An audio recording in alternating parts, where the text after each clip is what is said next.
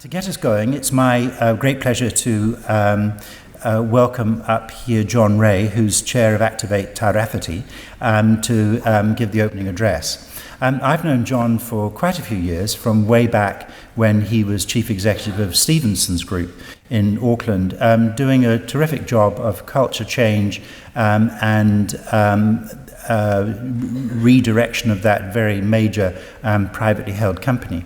And it's been terrific to see how John then has been applying those skills and that knowledge elsewhere. So, for example, for 10 years now, he's been chair of the National Infrastructure Advisory Board.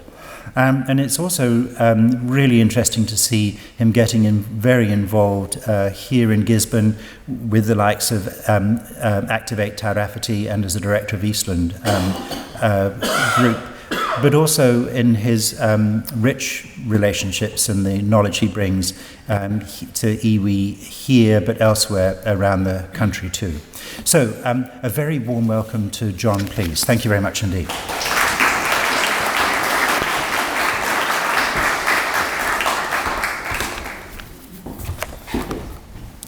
Good, I'm not sure who he was talking about, but it certainly wasn't me. Ngā mihi nui kia koutou katoa. Nā mai, haere mai. Haere mai ki tēnei hui. Kia ora koutou, ko John Rae taku ingoa. Nō reira, tēnā koutou, tēnā tātou katoa. Thank you, Rod, for your introduction, and a special welcome to everyone here today, mostly for those who have travelled a long distance to be here, but also those fabulous whānau from Tairāwhiti. Welcome to this amazing part of Aotearoa, and thank you for being part of this very crucial kōrero. It's my great pleasure to welcome all the very many speakers who have come to join us here today, given up their time to come and help Tairāwhiti deal with this very important conversation. Ngā mihi nui. As Rod said, I'm very lucky to have been appointed as the establishment chair of Activate Tairawhiti back in 2014, and it's been an interesting journey for this region. The amazing Activate team, working closely with our good friends at Eastland Community Trust, have achieved some pretty amazing outcomes for this region over the last 5 years. As a small example, you would be aware that we've recently attracted substantial co-funding from the government and from the Provincial Growth Fund, to date in excess of $170 million.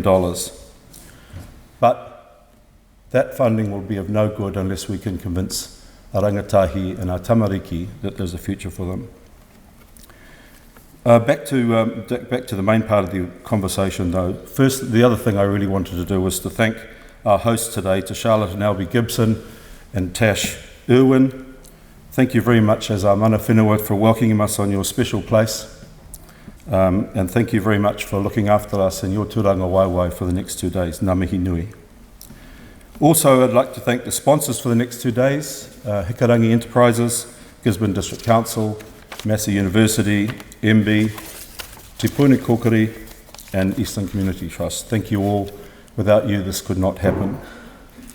And thank you all in advance for coming and joining us here for these next 2 days, and for making this the success it's going to be. Can I please ask you all to put your hands together and recognise these generous sponsors and their contribution to this event.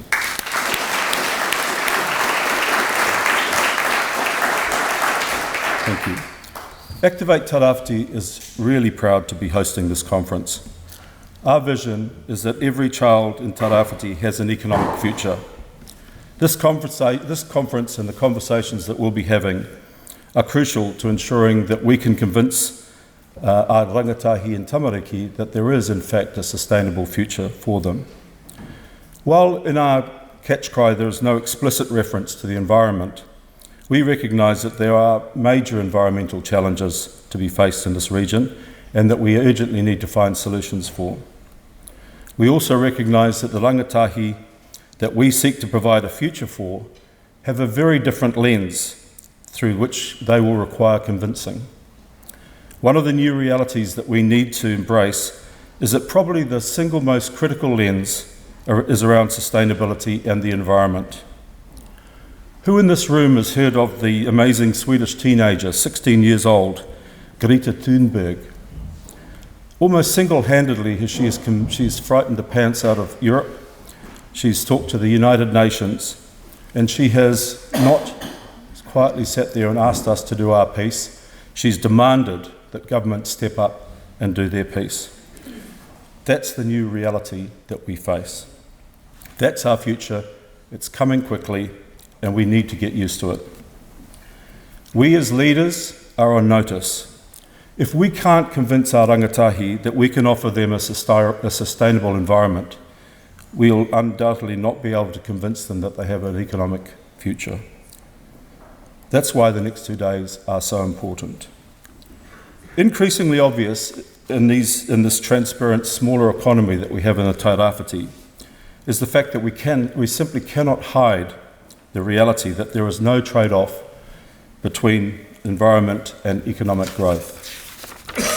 Every time we choose to continue privatising profit and socialising the cost of pollution, emissions and environmental degradation, we undermine our economy and we disappoint our children. Effectively, we are borrowing from the future to pay for the present. And who is it that we're borrowing that future off? Well, it's the very tamariki and rangatahi that we are working hard to provide a future for, the Greta Thunbergs of Aotearoa. We are all on notice that what got us here is simply not going to get us to where we need to go. The conversations that we'll have over the next 2 days and beyond about how Tairāwhiti can move to becoming a more circular economy are critical to the future economic resilience and prosperity of this region. It will also be critical to convince our tamariki and rangatahi that we are listening, and what's more important, that we are actually going to do something about it. The purpose of the conference is not to give each other a pat on the back, nor to beat each other up, but we are going to highlight a couple of important success stories that we can both celebrate and build our future around, perhaps.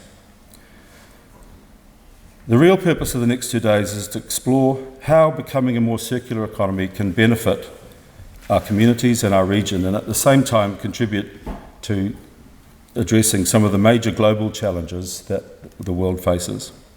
Activate's hope for this conference is that we learn from each other, that we challenge each other, and we allow ourselves to be challenged.